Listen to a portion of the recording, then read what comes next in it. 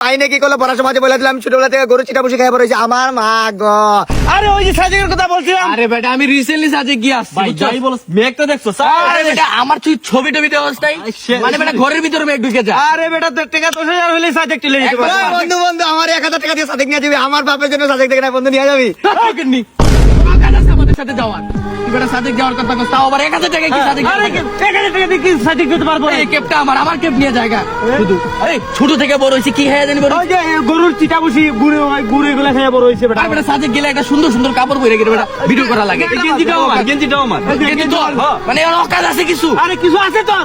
না ফেলোর সুয়াই I can do it, আমি বড় লোক হয়ে দেখাবো। যা তোদেরকে বলে গেলাম, আর সন্ধ্যাবেলা স্টুডিওটা চেক। ভাই নয়ন বন্ধুগুলাকে আপন ভাই ভাবতাম, এটা বাবা আমার বলেছে আমার মা গো। নয়নটা নিজের ভাই ভাবতাম, মাথা থেকে ক্যাপ খুলে আনলো আমার মা গো। পিঙ্কুরে ধর্মের ভাই বানিয়েছিলাম, পিঙ্কু শরীর থেকে গেঞ্জি খুলে আনলো আমার মা গো। মাইনে কি করলো পড়ার সমাজে বলে দিলাম ছোটবেলা থেকে গরু চিটা বসে খেয়ে পড়েছে আমার মা গো। 1,000 টাকা সাথে টাকা স্বপ্ন টাকাটা আমার বলিস আমার মা গো। তোদের জন্য একটা আব্দুল করিমের গান লেখছিটা শোনা যেত আমার মা গো।